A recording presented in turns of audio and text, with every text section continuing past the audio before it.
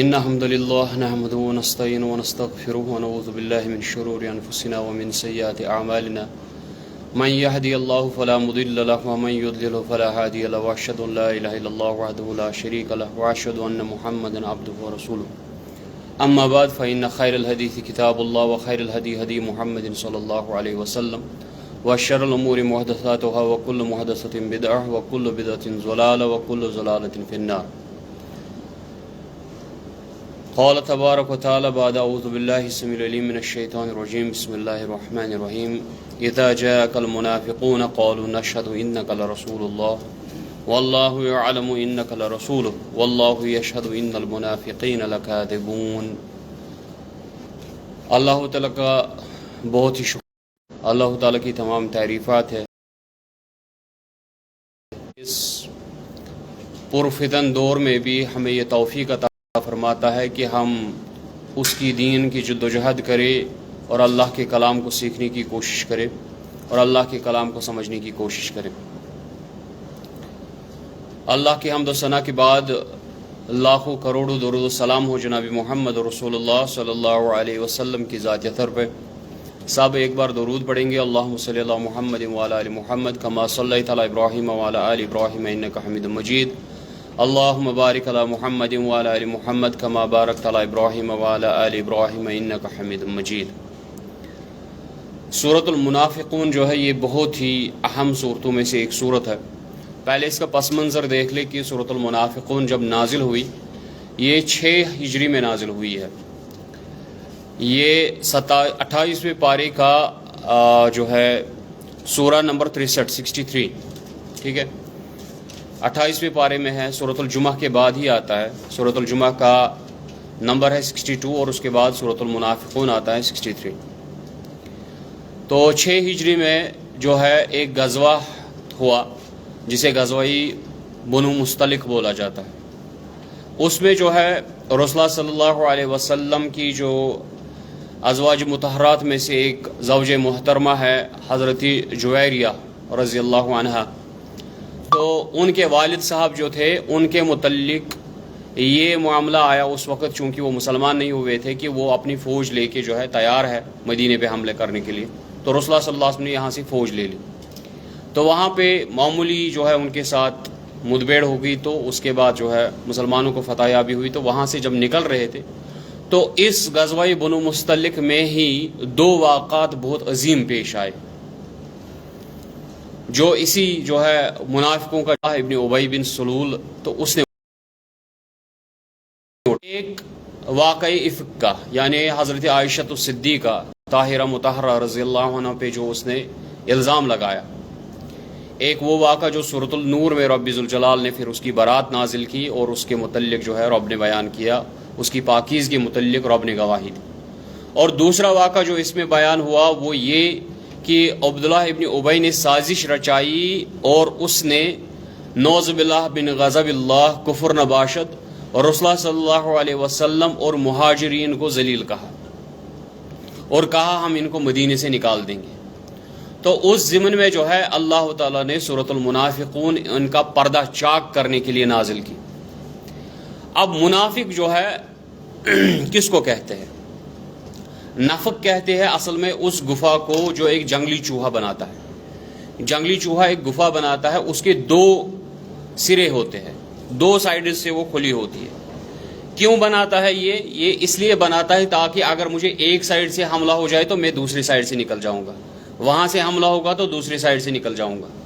تو اس چوہے کے جو ہے 2 سرے ہوتے ہیں اس ایک گفا کے، اس سرنگ کے، تو اس کو نفق بولتے ہیں، اس چوہے کی اس گفا کو. اسی طریقے سے جو منافق ہوتا ہے اس کے بھی 2 چہرے ہوتے ہیں. سامنے جو ہے وہ دکھاتا کچھ اور ہے اور اصل کچھ اور ہی ہوتا ہے. جب ہم قرآن کا مطالعہ جو ہے ہمیں 3 قسم کے منافقوں کا تذکرہ ملتا ہے. 3 قسم کے منافقوں کا ذکر آتا ہے. ایک منافقوں کا ذکر وہ ہے جو ہم نے کل سورۃ آل عمران میں پڑھا کہ یہودیوں نے کہا ان سے کہ آپ ایسے ہی جو ہے جھوٹ موٹ کے داخل ہو جاؤ اور دعویٰ کرو اسلام کا، مسلمان بن جاؤ اور شام کو بول دینا ہم نے کفر کیا. دن میں صبح میں آپ ایمان لانا، شام کو بولنا ہم نے کفر کیا. لیکن جو ہے وہ اس اعتقاد کے ساتھ ہی داخل ہوتے تھے کہ ہم نے جھوٹ موٹ کا ایمان لانا ہے اور شام کو اسی چیز کا انکار کر دینا ہے، یہ تو مطلقاً کافر ہے، ان کے کفر میں جو ہے کوئی دوسری رائے ہے ہی نہیں۔ اس کے بعد دوسری جماعت جو ہے عبداللہ ابن سلول والی، ان کو بولتے ہیں یہ اعتقادی نفاق، ان کے اندر اعتقاد النفاق ہے، جن کو رب نے کہا مذبذبین بین ذالک لا الہ ہؤلاء ولا الہ ہؤلاء، یہ ان کو شک ہو صحیح ہے کہ نہیں ہے، تو نہ تو یہ اس طرف کے ہوتے ہیں نہ ہی یہ اس طرف کے ہوتے ہیں، یعنی جہاں ان کو آسانی دکھتی ہے تو قبول کر لیتے ہیں، جہاں ان کو سختی دکھتی ہے تو پیچھے ہٹ جاتے ہیں۔ یہ ایمان کا دعویٰ کرتے ہیں تاکہ ہماری جان بھی بچ جائے، ان کو لگتا ہے چلیے جی فی الحال ایمان لاتے ہیں، دیکھتے ہیں آگے کیا ہوگا، لیکن ان کا ایمان پہلے پہل جو ہوتا ہے وہ سچا ہوتا ہے، لیکن اس کے بعد جو معاملہ ہو جاتا ہے، جب ان پہ سختی آ جاتی ہے، جب اللہ تعالیٰ ان کو کہتا ہے کہ وَلَنَبْلُوَنَّكُمْ بِشَيْءٍ مِّنَ الْخَوْفِ وَالْجُوعِ وَنَقْصٍ مِّنَ الْأَمْوَالِ وَالْأَنفُسِ وَالثَّمَرَاتِ، کہ اب جو ہے اس اسلام کو قبول کرنے کے بعد اب تم کو آزمایا جائے گا، تمہیں پریشانیاں آئیں گی، تمہیں مصائب آئیں گے، تمہیں مشکلات آئیں گی، کیونکہ یہ جو ہے آسان سفر نہیں ہے، اسلام کا سفر یہ مزے والی لذت والا سفر نہیں ہے، اس میں جو ہے مصائب مشکلات آتے ہیں، کیونکہ جگہ جگہ پہ شیطان اپنا ڈیرا بٹھائے ہوئے ہے جو اس صراط مستقیم سے بہکانے کی کوشش۔ اب کیا ہوتا ہے، بندہ جو ہے آسانیاں ہوتی ہے تب تک تو چلتا ہے، لیکن جیسے ہی مشکلات کا سامنا آ جاتا ہے یہ ہینڈز اپ کر دیتا ہے، جی اب مجھے اس پہ دین پہ نہیں چل رہا ہے۔ یہ ہو گیا اعتقادی منافق کہ ظاہر تو ایمان کرتا ہے لیکن حقیقت میں اندر چھپا ہوا ہوتا ہے مسلمانوں کے خلاف اس کا بغض، اس کا ضد، اس کا بغض ہوتا ہے اللہ کے ساتھ، اس کا بغض اور ضد ہوتا ہے رسول اللہ صلی اللہ علیہ وسلم کے ساتھ، اس کی دعوت کے ساتھ، کیونکہ یہ اللہ کی دعوت اور اس کے رسول صلی اللہ علیہ وسلم کی دعوت اس کی نفسانی خواہشات کی تکمیل نہیں کرتی، کیونکہ اس کی نفسانی خواہشات جو ہے اپنی لذتوں کو، اپنی خواہشات کو، دنیا پرستی کو مکمل کرنا چاہتی ہے، لیکن اس کو جو ہے اللہ تعالیٰ روکتا ہے حرام کاموں سے، اس کو روکتا ہے کہ اپنے نفس کی پیروی مت کرو، دنیا کے پیچھے مت چلو، اس کو رسول اللہ صلی اللہ علیہ وسلم کی دعوت روکتی ہے ان معاملات سے، تو یہ کیا کر دیتا ہے، یہ اللہ کا انکار کر دیتا ہے اور رسول اللہ صلی اللہ علیہ وسلم کا انکار کر دیتا ہے، لیکن جو ہے لوگوں کے سامنے یہ ایسے عیاں کرتا ہے، لوگوں کے سامنے ایسی باتیں کرتا ہے، ایسا لگتا ہے کہ شاید یہ مومن ہے، لیکن اس اعتقادی نفاق کا جو معاملہ ہے یہ دل کا ہے، اسی لیے جو ہے ہم کسی پہ حکم نہیں لگائیں گے، کیونکہ ہمیں حکم کرنا ہے ظاہر پہ، جو اس کی ظاہری اعمال ہوں گے، ظاہراً تو وہ مومن ہوتے ہیں، وہ نمازیں بھی پڑھتے ہیں، بھی دیتے ہیں، کلمہ بھی پڑھتے ہیں، سب کچھ جو ہے ظاہراً سارے معاملات کرتے ہیں، انہوں نے جو ہے دل میں چھپایا ہوا ہوتا ہے اس نفاق کو، ٹھیک ہے، اسی لیے جو ان کا معاملہ ہے بہت خطرناک معاملہ ہوتا ہے، یہ جو ہے کفار اور مشرکین سے بھی خطرناک ہوتے ہیں، کیونکہ یہ جو ہے یہ آستین کے سانپ ہوتے ہیں، دکھانے میں تو یہ مسلمانوں کے ساتھ ہوتے ہیں لیکن حقیقت میں ان کی ساری سازشیں جو ہے وہ مسلمانوں کے خلاف ہوتی ہے، ان کو برداشت نہیں ہوتا کہ مسلمانوں کو کوئی جو ہے سکون پہنچے، مسلمانوں کو کوئی فائدہ پہنچے، ہمیشہ اسی تقدوں میں لگے رہتے ہیں، اسی کوشش میں رہتے ہیں، اسی محنت میں لگے رہتے ہیں کہ ہم جو ہے کسی طریقے سے اس دین کو بگاڑ دیں، مسلمانوں کو تکلیف پہنچائے۔ یہ ہو گیا کون سا، اعتقادی نفاق، ٹھیک ہے، یہ بھی مطلقاً کفر ہے، اور ایسے ہی افراد کا رب نے کہا کہ منافقین کا ٹھکانہ ہے فی الدرک اسفل من النار، جہنم کے تہ میں یہ جائیں گے، بالکل جہنم کے تہ میں یہ جائیں گے۔ یہ ہے کون سے کا اعتقاد، دکھانے میں کچھ اور ہے اور کرتے کچھ۔ اس کے بعد ہوتا ہے تیسرا قسم کا نفاق اصغر، جس کو بولتے چھوٹا نفاق، وہ ہے عملی نفاق، یعنی شخص کا عمل میں نفاق ہے، ٹھیک ہے، عملوں میں گڑبڑ ہے، جو اللہ کا حکم ہے کچھ اور کرتا ہے، جو رسول صلی اللہ علیہ وسلم کا حکم ہے کچھ اور کرتا ہے، جیسے حدیث ہے صحیح بخاری کی، رسول اللہ صلی اللہ علیہ وسلم نے کہا جس کے اندر 4 خصلتیں پائی جائے وہ مکمل منافق ہے، اگر 4 خصلتوں میں اس میں سے 1 یا 2 پائی جائے تو اس میں نفاق کی علامتیں ہیں۔ کیا کیا خصلتیں ہیں؟ وہ خصلت ہے جب وہ بولتا ہے تو جھوٹ بولتا ہے، جب اس کو امانت دی جاتی ہے تو خیانت کرتا ہے، ٹھیک ہے، جب اس کو امانت دی جاتی ہے تو خیانت کرتا ہے، جب بولتا ہے تو جھوٹ بولتا ہے، اور جب وعدہ کرتا ہے تو وعدہ خلافی کرتا ہے، اور جو ہے جب اس کا کسی کے ساتھ جھگڑا ہوتا ہے تو گالی گلوچ پہ اتر آتا ہے، گالیاں دینے لگتا ہے۔ یہ 4 علامت، اس کے بغیر بھی مختلف جو علامت قرآن نے بیان کی کہ جب یہ نماز میں آتے ہیں تو قاموا کسالا، یہ بہت سستی کرتے ہیں نماز میں آنے کے لیے. تو یہ سستی میں آنا نماز کے لیے یہ بھی نفاق کی علامت ہے. تو اب اگر ہم نے کسی میں نفاق کی علامت دیکھ لی تو شیخ صالح عثیمین علیہ رحمہ فرماتے ہیں اپنے فتاوا میں کہ ہم اس کو جو ہے اس کو کہہ سکتے ہیں کہ آپ کے اندر یہ جو ہے نفاق کی علامت ہے. ٹھیک ہے. اب دیکھیں اللہ تعالیٰ نے کیسے اس آیت کو بیان کیا. رب بیان کرتا ہے اذا جاءک المنافقون، جب آپ کے پاس آتے ہیں منافق، قالوا نشہد انک لرسول اللہ، یہ کہتے ہیں کہ ہم گواہی دیتے ہیں کہ آپ اللہ کے رسول ہیں. ٹھیک ہے. واللہ یعلم انک لرسول، اللہ تعالیٰ کو تو پتہ ہی ہے کہ آپ اللہ کے رسول ہیں، کیونکہ اسی نے تو اللہ کو تو معلوم ہے کہ آپ اللہ کے رسول ہیں. اللہ یشہد، اللہ گواہی دیتا ہے، ان المنافقین لکاذبون، کہ منافق جھوٹے ہیں اپنے اس دعوے میں. ٹھیک ہے. اس آیت پہ بار بار ہم کو اس وقت، مجھے اور آپ کو غور و فکر کرنا چاہیے کہ کہیں ہم بھی اس میں ملوث تو نہیں ہیں، کہیں ہم بھی اعتقادی طور منافق تو نہیں ہو چکے ہیں، کہیں ہم بھی زبان سے اقرار تو نہیں کر رہے ہیں کہ لا الہ الا اللہ محمد رسول اللہ صلی اللہ علیہ وسلم، کہ ہم نے اللہ کو ایک جانا، ہم نے اللہ کو ربوبیت میں، تخلیق میں، اسماء و صفات میں، الوہیت میں ایک جانا، لیکن معاملہ یہ ہے کہ اس کے ساتھ باقیوں کو شریک ٹھہراتے ہیں. کہیں یہ معاملہ تو نہیں ہے کہ ہم نے اللہ کے ساتھ دوسروں کو شریک ٹھہرا لیا. کہیں معاملہ یہ تو نہیں ہے کہ ہم اللہ کے لیے عبادت کرنی ہے لیکن لوگوں کے دکھاوے کے لیے عبادت کرتے ہیں. معاملہ یہ تو نہیں ہے کہ ہمیں اللہ کی رضا مقصود تھی، لیکن معاملہ یہ ہے کہ ہم جو ہے اپنے نفس کو اپنی بڑیمی کے لیے کرتے ہیں کہ لوگ مجھے عبادت گزار کہے، لوگ مجھے عالم کہے، لوگ میری تعریفات کرے. کہیں ہم عبادت اس لیے تو نہیں کر رہے ہیں، کیونکہ یہ بھی نفاق ہے، یہ شرک ہے.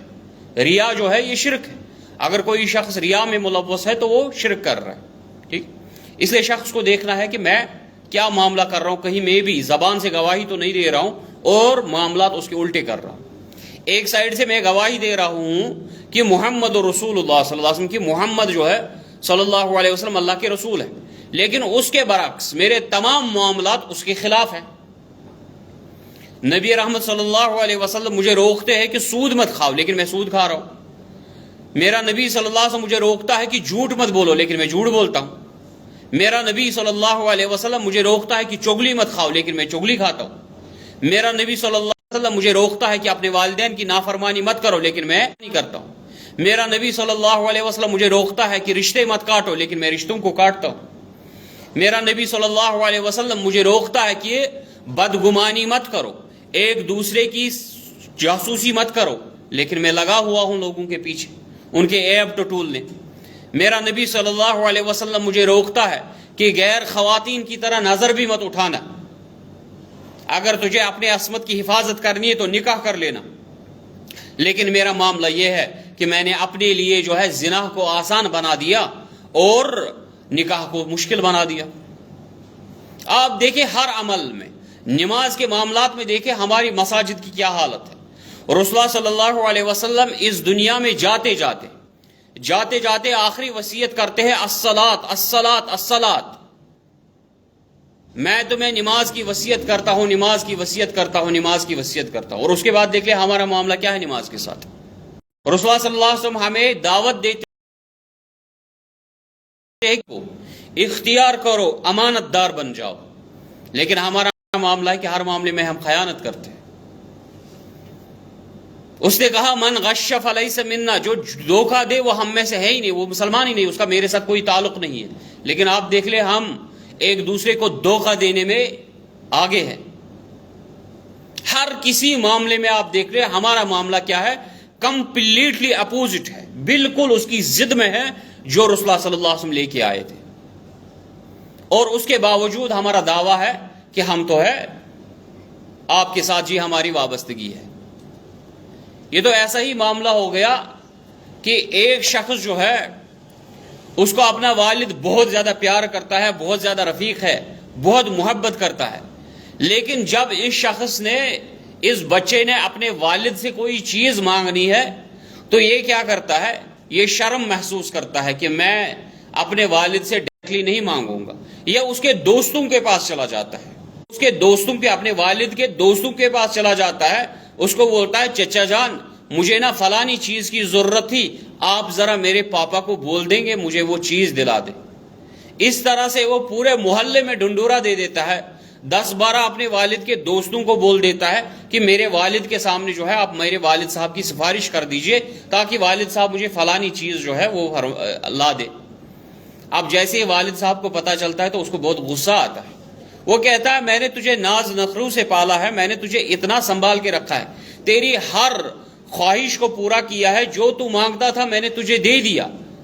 یہاں تک کہ جب سے تو پیدا ہوا ہے تب سے تو میں ہی تیری پرورش کر رہا ہوں، لیکن جب تجھے آج موقع آیا مانگنے کا تو شرم محسوس کر رہا ہے مجھے مانگنے کی، اور تو میرے سوا جو ہے میرے دوستوں کے پاس چلا جاتا ہے مانگنے کے لیے۔ ٹھیک ہے، کہیں ایسا معاملہ نہ ہو کہ ایک ماں جو بہت اتنی شفقت کرتی ہے اپنے بچے، اور اس کا بچہ جو ہے برا بھی ہو جائے، اگر اس کا بچہ غلطی بھی کر جائے تب بھی جو ہے اس کو سینے سے لگا لیتی ہے اور کہتی ہے نہیں یہ تو میری کوکھ سے جنا ہے، میں اپنے بچے کو اپنے سے دور نہیں کر سکتی۔ اور اس کے برعکس یہی بچہ جو ہے یہ بازاروں میں جائے، اپنی ماں کی سہیلیوں کے پاس چلا جائے اور ان کو بولے جی مجھے جی ماں کے ساتھ جو ہے مجھے ماں سے وہ چیز چاہیے تھی، ماں کے ساتھ جو ہے ایسا معاملہ چاہیے تھا، لیکن جو ہے آپ ماں کے پاس چلے جائیے اور میری ماں سے کہہ دیجیے۔ ایسی ماں پہ کتنا شاق گزرے گا یہ کہ میں تو تجھے اپنی چھاتی کا دودھ پلاتی ہوں، میں تو تجھے اتنے ناز نخروں سے پالتی ہوں، میں تو تجھے جو ہے تیری غلطیوں کے باوجود بھی تجھے اپنے سینے سے لگا لیتی ہوں، لیکن پھر بھی تو ایسا ہے کہ تو مجھے چھوڑ کے ہمسایوں کے پاس چلا جاتا ہے اور ان کو بولتا ہے کہ جی میری ماں کے پاس میری سفارش کرو۔ اب لیجئے اس رب العزت کا جس کے متعلق رویا کہ وہ 70 ماؤں سے زیادہ اپنے بندے سے محبت کرتا ہے، یعنی ایک ماں کی محبت کو اٹھا لے، اس کو ملٹیپلائی کر دے 70 کے ساتھ، پھر 70 ماؤں کا پیار اکٹھا کر لے، اس سے زیادہ پیار اللہ تعالیٰ اپنے بندے سے کرتا ہے۔ پھر یہ بندہ کیا کرتا ہے؟ یہ اللہ کو چھوڑ کے، ٹھیک ہے، کبھی ایک در پہ کبھی دوسرے در پہ چلا جاتا ہے کہ رب کے سامنے میری سفارش کیجیے۔ اس رب کو کتنا غصہ آتا ہوگا کہ ایک تو میں تجھے ناز نخروں سے پالتا ہوں، اس وقت کس کی سفارش چلی تھی جب تیری زبان بھی نہیں چل رہی تھی، اس وقت کہاں سفارش تھی جب تیرے کھانے کا انتظام ایک پائپ تھی جو تیرے سینے کے ساتھ لگی ہوئی تھی، اور تیرے دنیا میں آنے کے ساتھ ہی تیری دائی تھی جو تیری نرس تھی، پہلے اس نے اس رزق جو تیرا رزق کا وابستگی تھی اس نے تیری یہ پائپ کاٹ دی، اور میں نے تجھے اس وقت بھی تنہا نہیں چھوڑا، میں نے تیرے لیے ایک نہیں 2 پائپوں کا انتظام کر دیا، میں نے تیرے لیے 2 ذرائع کا استعمال، یہ ذرائع رکھے تاکہ تو وہاں سے اپنا رزق حاصل کر لے۔ کتنی بدقسمتی ہے اس اولاد کی جو پھر اسی ماں کے ساتھ دغا کرے اور باقی ہمسایوں کے پاس چلا جائے۔ اس لیے غور و فکر کرنا ہے کہ کہیں ہم بھی اس زمرے میں تو نہیں آتے ہیں کہ اذا جاءک المنافقون قالوا نشهد انک لرسول اللہ واللہ یعلم انک لرسول واللہ یشہد ان المنافقین لکاذبون۔ کہیں ہم بھی ایسی زمرے میں نہ آ جائے کہ ہم دعویٰ تو کریں کہ ہم اللہ کے ماننے والے ہیں، ہم رسول اللہ صلی اللہ علیہ وسلم کے ماننے والے ہیں، لیکن یہ سارا معاملہ ہمارا زبانی ہو